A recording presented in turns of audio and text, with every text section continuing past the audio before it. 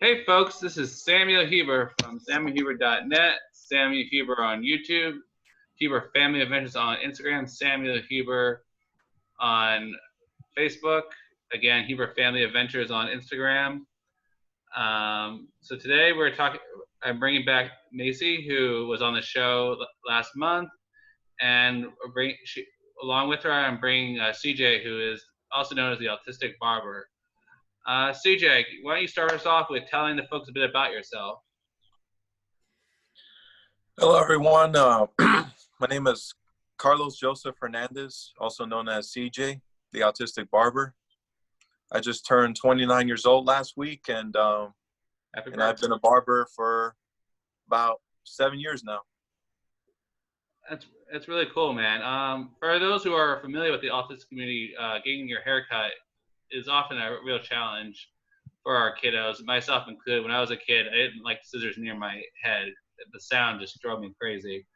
Same here. Can you tell us a bit about your journey from going from that child who was afraid of scissors to working with scissors every day? So it just sort of happened when, like I honestly cannot remember if it was my dad that started cutting my hair, or you see, the town where I used to live at, Skokie, Illinois, there wasn't much barbershops over there. It was more like one of those franchise places, like Supercuts, Great Clips, that type of deal. Mm-hmm. I used to go to those places, and I couldn't able to trust those stylists that were cutting my hair, and I get real scared, like as you were saying, with the shears and the clippers. I mean, those tools, like they look like they're about to hurt me, like they're about to poke my eye out and cut my ear off, that type of stuff. So I stopped going to those places, and I kind of let my dad cut my hair, even though it was a hard process, but until I was like 10, 11 years old, I got used to it. Mm-hmm. So that's definitely one of those. That's what I went through in the story for a lot of kiddos on the spectrum who struggle with getting their hair cut. What did your dad do that was so different than these stylists who were trained and knew what they were doing? And well, let's just say that he's my dad, and I love him, and I kind of feel like I trust him more than any stylist out there at the time.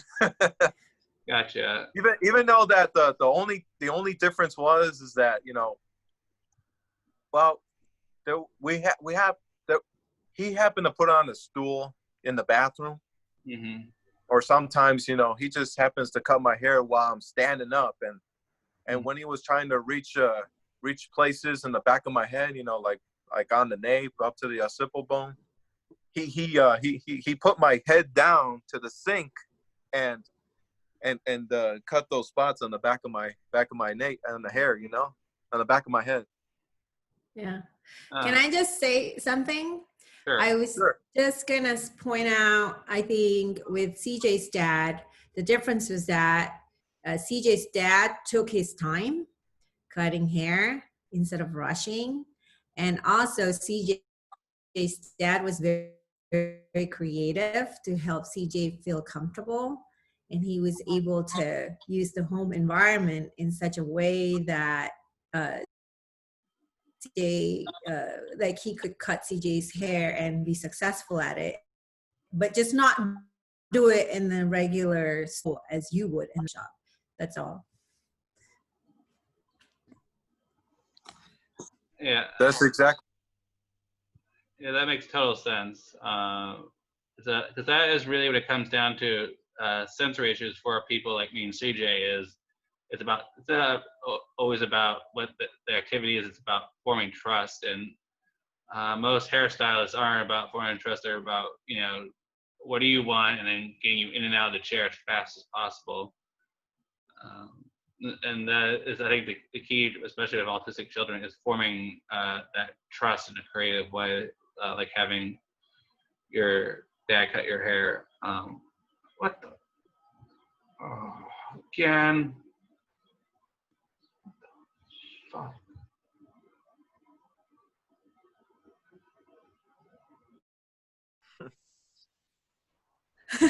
About that. Oh, there you are.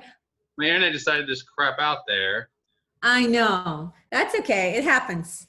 Crap. I guess let's just start over because I don't know if the first part's saved or not. Okay. All right. Okay. Folks, I don't know if that recorded or not, but if we're on repeat for a second, we're just gonna catch you up. So this is Sam Huber from Huber Family Adventures on Instagram, Samuel Huber on YouTube, Sammy Huber on Facebook, www.sammyhuber.net. I'm here with Maisie, who's a former guest on the show, and she brought along CJ, the first openly autistic barber that at least I've met, and he's going to tell us a bit about his story and his journey to forming his own school for autistic barbers. CJ, why don't you start us off by telling the folks a bit about yourself? My name is Carlos Joseph Hernandez. I've been a barber for 7 years, and I'm 29 years old. So before the internet cut out on our first take, we were learning about CJ's journey with his dad, learning to trust getting his hair cut, and that for the people on the spectrum is the hugest thing, is learning to trust the person cutting their hair, because there are there's a lot of sensory things going on, like the sound of the shears and the buzzing of the other equipment. CJ, can you tell the folks a bit about your journey about learning to trust someone to cut your hair? Well, I mean, so it was a process. I mean, it took my dad like years, to let me, get used to, getting haircuts. And I mean, once the repetition keeps on going, the better I get used to getting haircuts. Mm-hmm. And I would like to go forward on how, or like when or why exactly I was starting to like haircuts. Mm-hmm. Like, so after it's been years that I've got that finally at the time I got used to getting haircuts. Mm-hmm. I mean, one of the people I used to look up back in the day, and it happens to be my brother-in-law's brother. Mm-hmm. And I look at my brother-in-law's brother, and he happened to have the coolest haircut I've ever seen. It was a fade with a number 2 on top, with a bald on the side, with a fresh lineup, and that kind of made me think, like, wow, I mean, I want a haircut just like my brother-in-law's brother. I mean, he's got the coolest haircut, and I begged my dad, if I can have that haircut. He said no. He kept saying no a bunch of times, but I kept asking him, and he said, all right. I mean, he gave me that kind of haircut, and that's how I love haircuts. I mean, that's how I'm starting to get into haircuts, especially fades in particular, which is a hairstyle. Gotcha. And I think that is the most vital part for any parents out there that are struggling to get their autistic child's haircut. Is it's an emotional adventure for people like CJ and myself, that it's not just a little snip. No, it's like, who are you? Why are you coming at me with sharp objects? And then it's finding that emotional connection, like your brother-in-law's brother who had that cool haircut. It's an emotional adventure, not just for physical appearance. So now you like getting haircuts. You get the cool one. It sounds like you eventually got it. Tell us a bit about what it was like going through barber school, being around, like, I'm guessing, like thousands of scissors going snip, snip, snip, snip. Like, sensory wise, that would drive me crazy. Well, I mean, before I would like to talk about my journey about going to barber school. Was that I mean, I moved to Arizona in 2005. And my dad was still cutting my hair, you know, at 13 and all that stuff. But as I get close to high school, right at when I was 15 years old, I happened to pick up a pair of clippers. I mean, like the ones we've been having for all this time. And I started cutting my own hair. Once I kept doing that, my mom notices when I was cutting my own hair, and keep that in mind, like I was using the medicine cabinet mirror and the mirror in the bathroom. Once you see me doing that, like if I seen myself cutting the sides and cutting the back, and she was looking at me like, "Whoa, CJ, I mean, you're cutting your hair by yourself?" And I was like, "Yeah." And then she happened to got an idea, and she visioned what my future is gonna be. She visioned that I'm gonna be a barber one day. And before that, I mean, when I was in high school, I didn't know what I really wanted to do when I grow up. I mean, well, at first I was thinking about wanting to be an NBA superstar, which it never happened. I didn't have the passion, the dedication, and the practice of being an NBA superstar. So,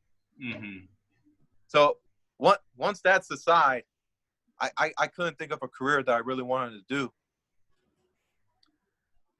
And so, well, before it was barbering, it was, you know, my dad is an auto bodyman, and he's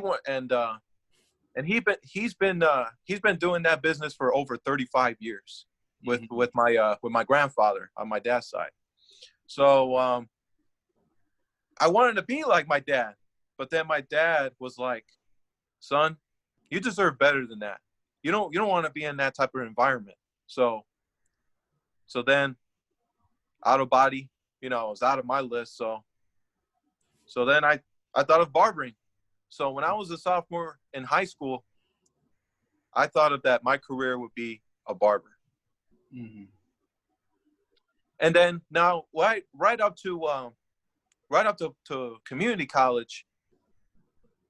Before then, when I was in junior in high school, I changed careers. I was thinking of wanting to become a personal trainer because I used to love to work out. And, you know, working out still to me is kind of fun, even though I haven't been doing it for a while, but someday I'll get back to it. Anyways, I mean, like I used to go to weight training.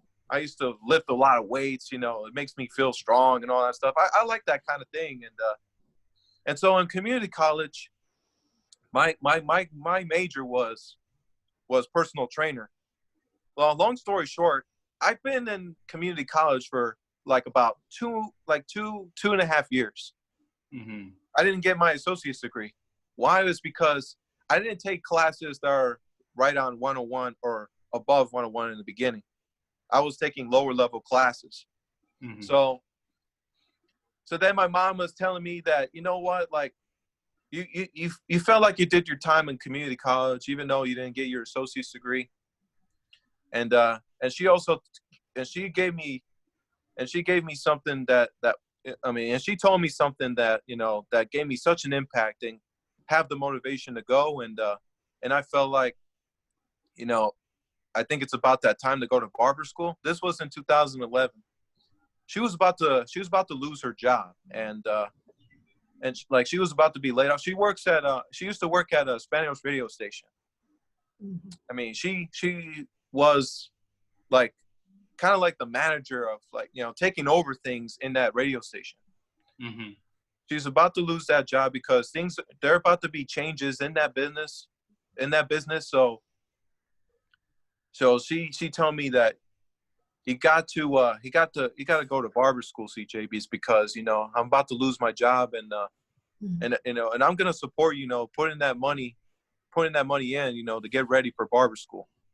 And so, yeah, and all the college money, or all the money of all the funds from you know, like college funds or whatever, that, you know, like her friends, family have been giving money, you know, over the years until I was 18 years old.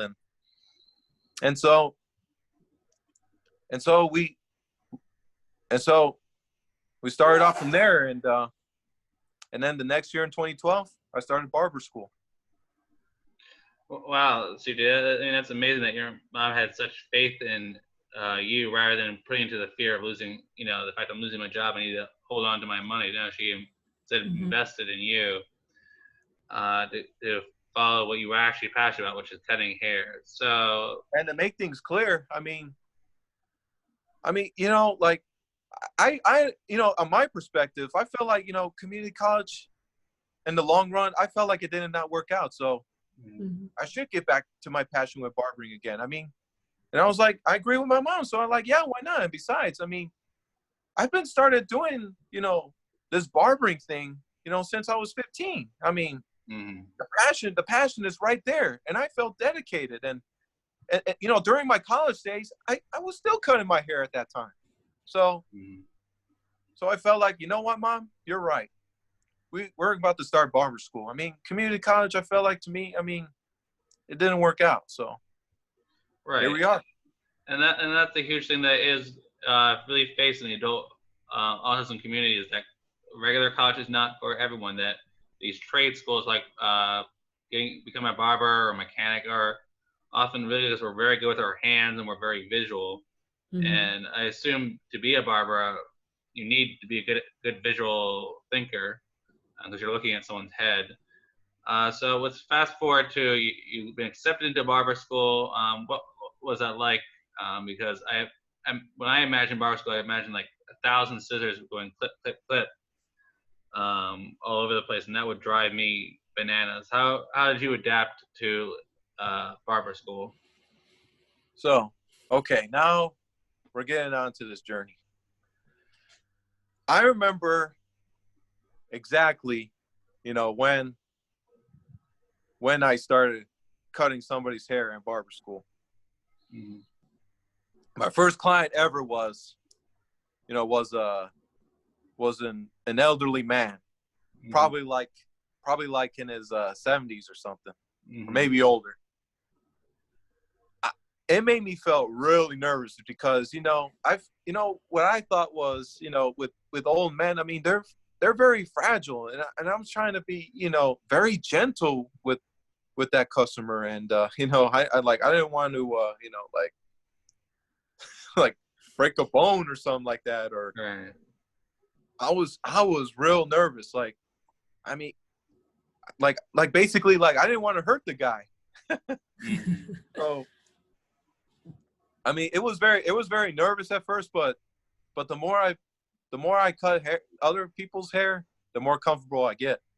And so, with barber school, it was pretty cool overall. Like you see, we get a little money with tips, and even though that the haircuts are cheap, but I mean, but that's how we were making a little money, by tips. And that's how barber schools are. And plus, we have a literature teacher that teach us, like pretty much the human anatomy of the human being. And I mean, the human anatomy. And we also learn some diseases, like the anatomy of the hair follicles, and how, shampoos, chemicals. I mean, everything that is required to learn as a barber, pretty much. The skin.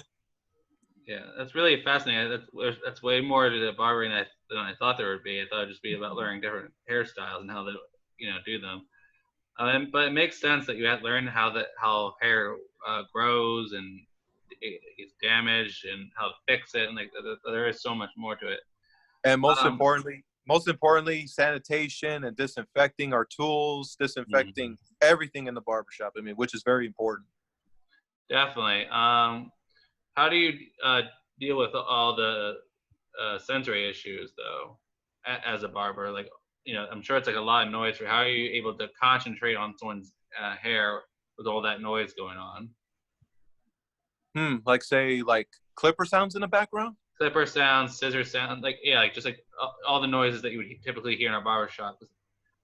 For me, that would be too distracting to focus on, like, someone's hair. And how are you able to focus? Well, it doesn't really bother me.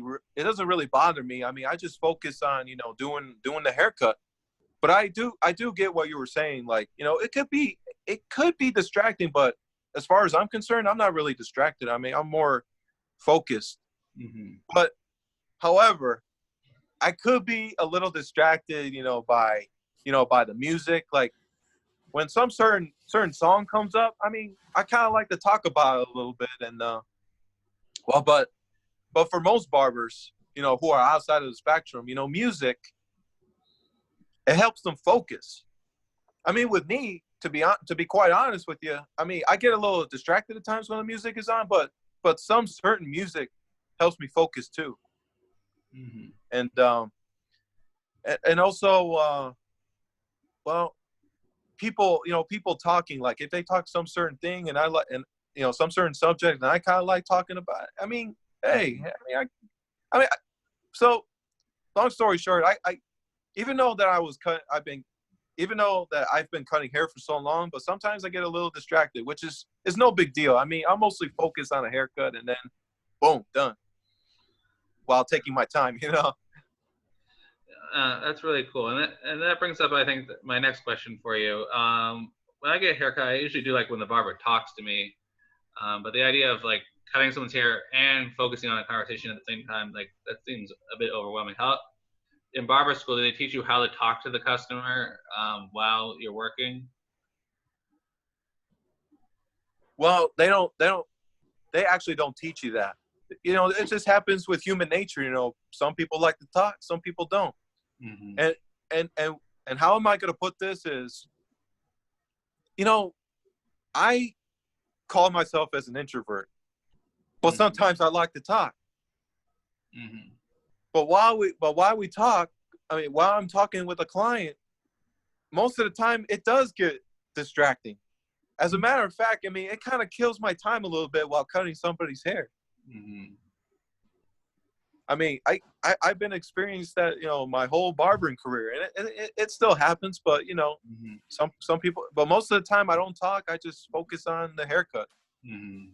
Even though I get stuck on a certain detail on a haircut, I mean, I'm trying to make it perfect and all that. I'm pretty much somewhat of a quote unquote perfectionist on a haircut, but I always try my best, show my best, and do my best. That's really great, man, and I think that's how being autistic actually would make you a great barber, because people like you and me get caught up in the details, and like we really focus on it to a very fine point. Absolutely. Where someone who's neurotypical would stop at almost perfect, but we're like that line that has to be perfect, and that's what creates by a happy customer, that they know they're going to get such a professional job. So I was in talking with Maisie a bit. She told me that you want to start a whole school for autistic barbers to come and learn how to cut hair. Can you go into a bit about that? Well, yes. I mean, I wanted to start a business where nobody has started a barbering business exactly like that before. I mean, like what normally, like I know some people, that started barber school, everybody's in it.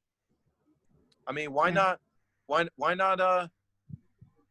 young adults in the spectrum? I mean, Yeah. I feel like, to me, it's possible. It could be difficult, but it's not impossible. Well, I just wanted to say that I think that's a really good dream, CJ. And Sam, CJ guided me on Instagram Live to cut my husband's hair. Mm-hmm. And let me just tell you, CJ is a really, really good guy. And he was talking about how distractions will be there when you work as a barber. But for CJ, who is a really good and experienced, detail-oriented, but he can manage the distractions really well. And for me, the distraction didn't go, I didn't do so well. But what happened was I got a little distracted because I was trying to switch back and forth to the phone screen and then to CJ's instructions. And then kind of moved the clipper a little too fast, and there was a little square patch on my husband's back of the hair. Mhm. But I think he was so calm, and he was able to actually walk me through, what's the word, CJ? The blending part. What did you say? Fading, blending? That's really hard, really, really tricky. Yeah, fading, blending could be Right, that. exactly. But anyways, he was able to help me stay calm, and we were able to kind of fix it a little bit. So he was a really, really good teacher. So I think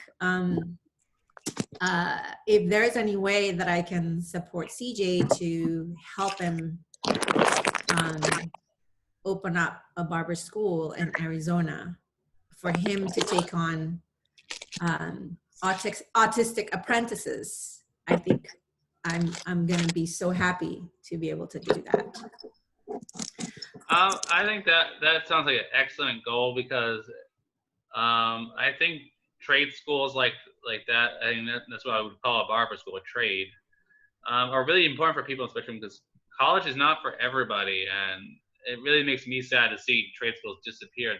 So to hear Right. one opening up for people like me in college is so perfect, because we are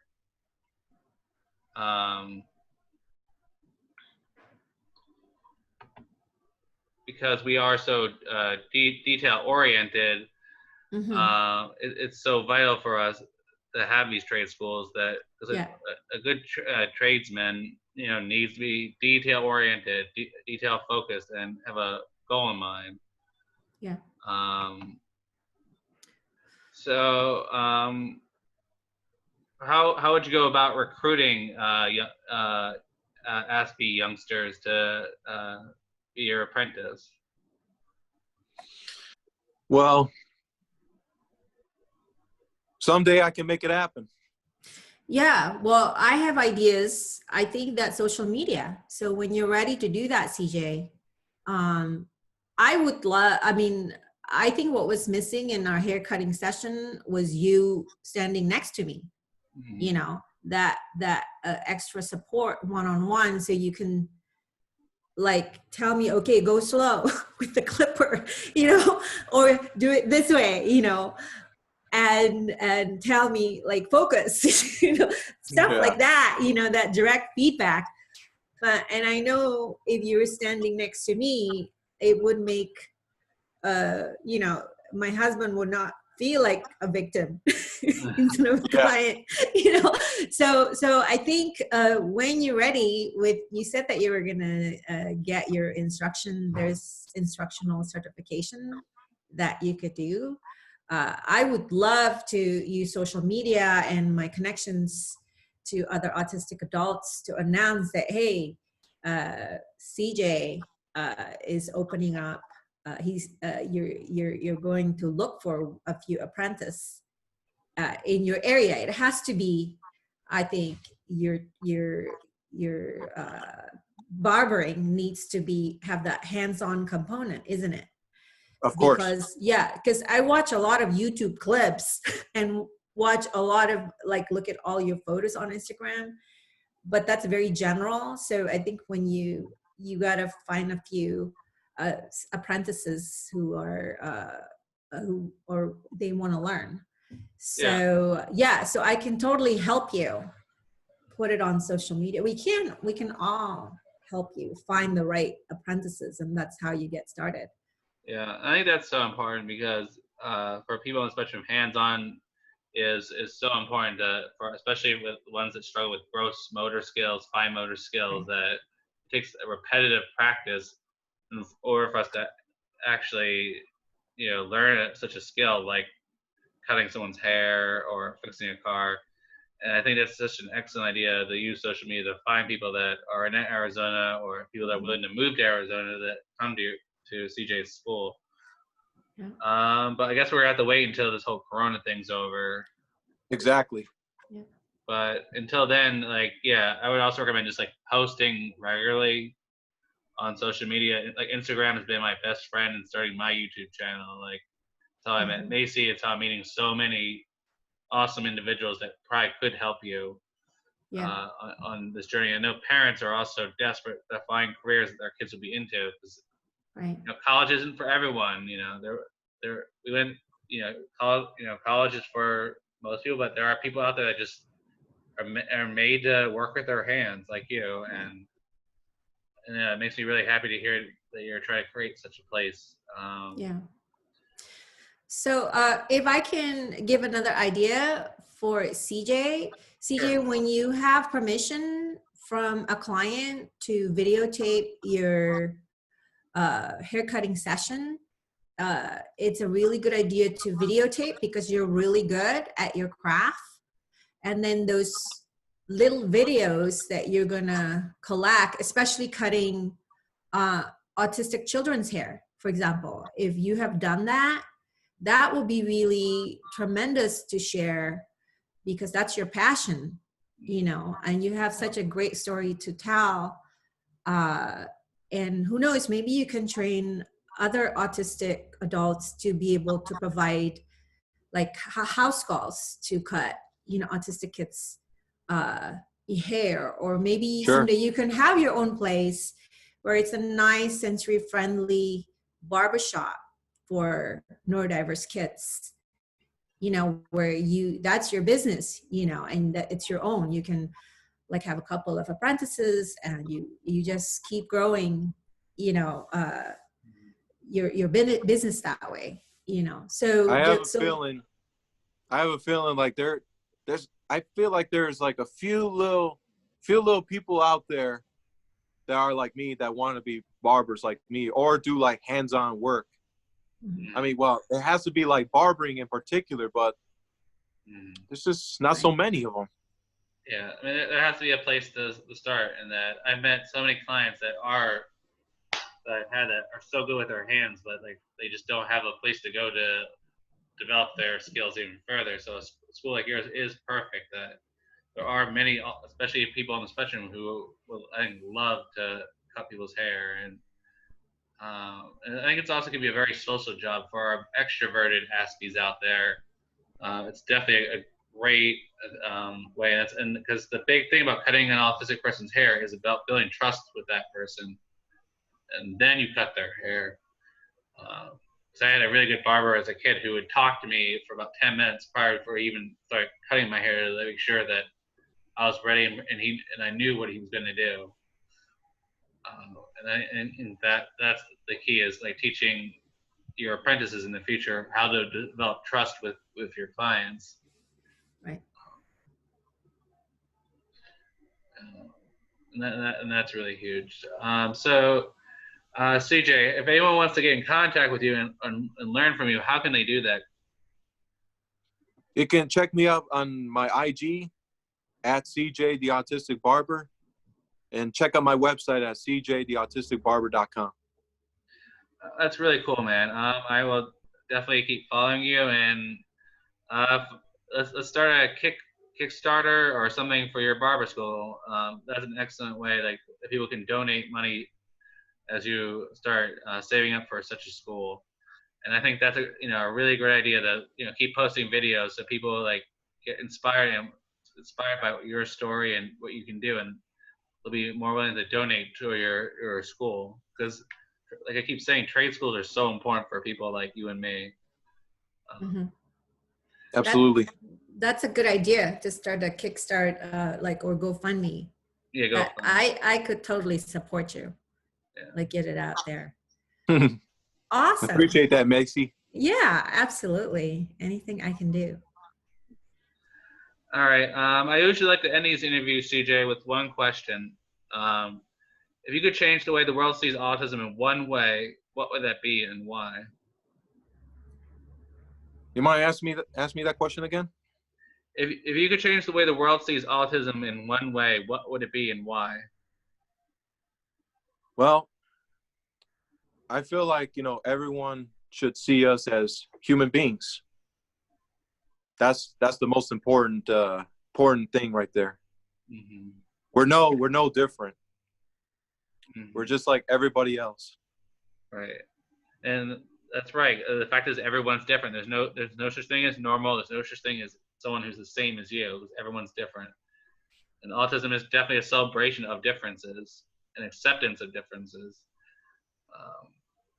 And we just need more people that are positive like you, showing the way for people like us that we can make a difference in this world, one snip at a time, in your case. Exactly. All right, folks, it's been another episode of Heroes of Autism with Sammy Huber, Maisie, and Carlos, the Autistic Barber. Please follow him on Instagram and anywhere else he may appear. Please subscribe to my channel below. This has been great getting to know you, Carlos. I'll talk to you guys later. All right. See ya. Bye. Thank you, guys. Bye.